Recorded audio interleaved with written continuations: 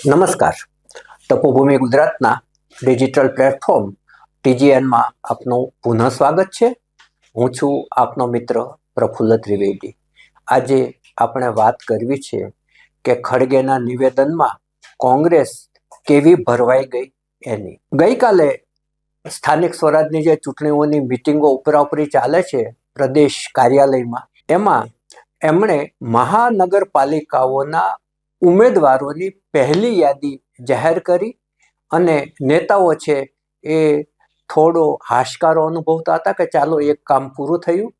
ત્યાં જ મલ્લિકાર્જુન ખડગે, જેઓ કોંગ્રેસના રાષ્ટ્રીય પ્રમુખ છે અને ખૂબ જ અનુભવી નેતા છે, એમણે કેરળની અંદર એક જાહેર સભામાં ગુજરાત અંગે ઘસાતી ટિપ્પણી કરી અને ભારતીય જનતા પાર્ટીના હાથમાં પ્રચારનો એક ગરમાગરમ મુદ્દો આપી દીધો. મલ્લિકાર્જુન ખડગે જ્યારે કેરળની પ્રચાર સભા જાહેર સભામાં એ બોલી રહ્યા હતા ત્યારે એમણે એમ કહ્યું કે ગુજરાતની પ્રજા અભણ છે એટલે વારંવાર ભાજપને ચૂંટે છે, તમે તો બધા ભણેલા. એટલે બે રાજ્યની તુલના કરવામાં એમણે ગુજરાતનું અને ગુજરાતની જનતાનું અપમાન કરી નાખ્યું અને આજે કોંગ્રેસ છે એ આ મુદ્દામાં બરાબરની ભરવાઈ ગઈ છે. આવો આપણે એક્ઝેક્ટ સાંભળીએ કે ખડગેએ કયા શબ્દો વાપર્યા હતા. They are very clever. They are educated. Modi ji, Vijay, you both can fool people who are illiterate in other place, but you can't fool Kerala people. હવે ભાજપની વાત કરીએ તો ભાજપે આ મુદ્દાને બરાબરનો પકડી લીધો છે.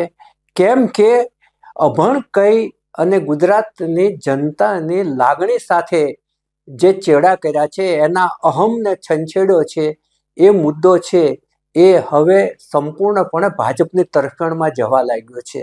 અને ભાજપના નેતાઓ છે એમણે માત્ર ચૂંટણી પૂરતું વટાવવા માટે નહીં, પરંતુ ગુજરાતની પ્રજાનું જે 6.5 કરોડ પ્રજાનું જે અપમાન થયું છે એ રીતે એમણે આ મુદ્દાને ઉપર આજે ટિપ્પણી કરવાનું ચાલુ કર્યું છે.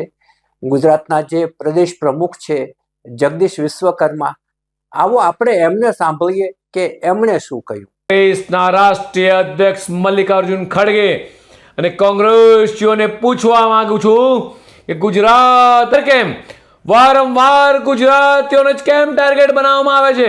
ગુજરાત અને ગુજરાતીઓને તેમની આટલી બધી ઈર્ષા શેના માટે છે?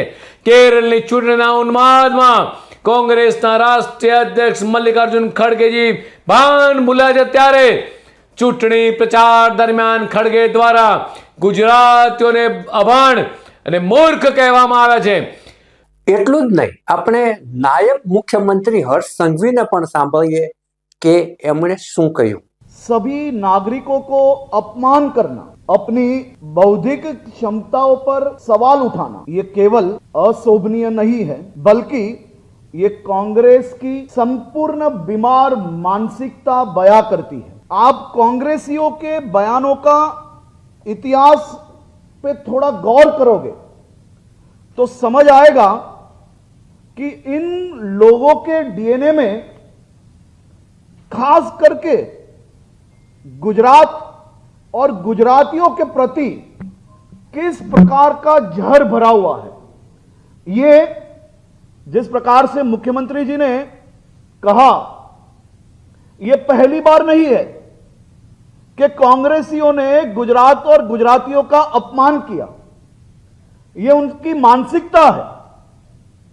वो जब जब मौका मिलेगा, जब जब कोई भी राज्य में चुनाव आएगा, हर वक्त गुजरात और गुजरातियों को गाली देके उनका चुनाव प्रचार की वो शुरुआत करते हैं.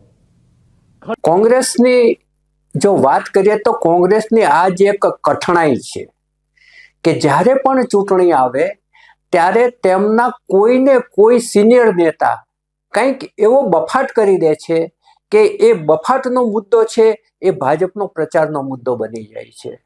જો આપણે થોડા ભૂતકાળમાં જઈએ તો ગોધરાની જે ઘટના બની ત્યારબાદ જે ચૂંટણી આવી ત્યારે સૌથી સિનિયર નેતા સોનિયા ગાંધીએ બફાટ કર્યો હતો અને એમણે જાહેર સભામાં એમ કહ્યું કે यहाँ तो हत्यारों की सरकार चल रही है, અહીંયા હત્યારાઓની સરકાર ચાલે છે.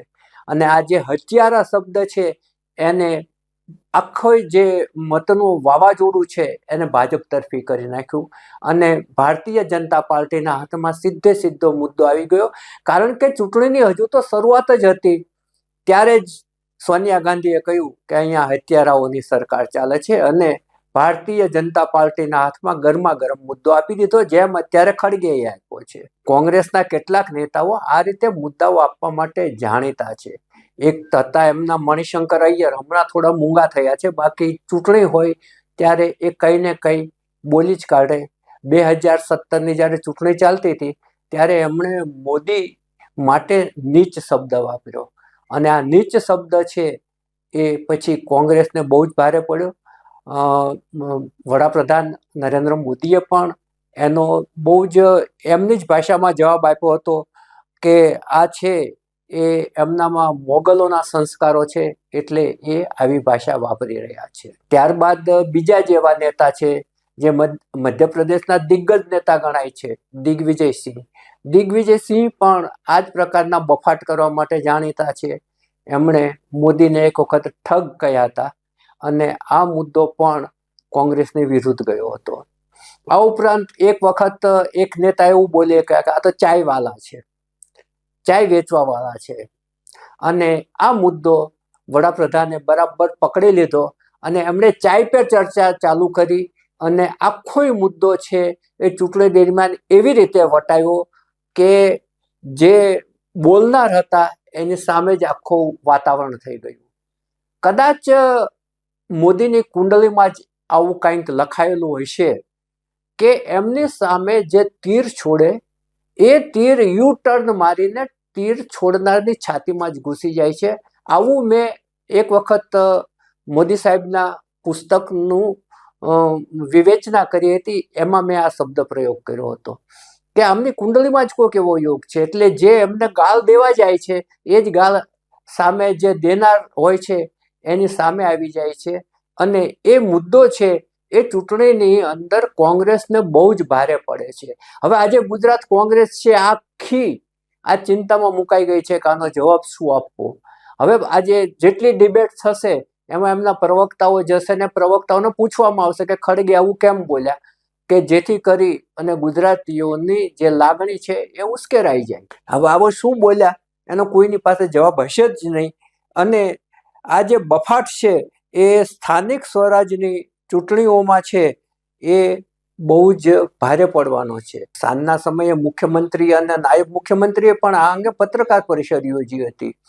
એટલે આખોય દિવસ છે એ ખડગેના આ જે બોલાઈ ગયેલા શબ્દો છે એ ભૂલથી બોલાઈ ગયા કે કોઈએ એમને લખીને આપ્યું હતું કે કોઈએ એમનું કહ્યું હતું કે આવું બોલજો અને બોલ્યા, એ હવે એમનો આંતરિક વિષય છે.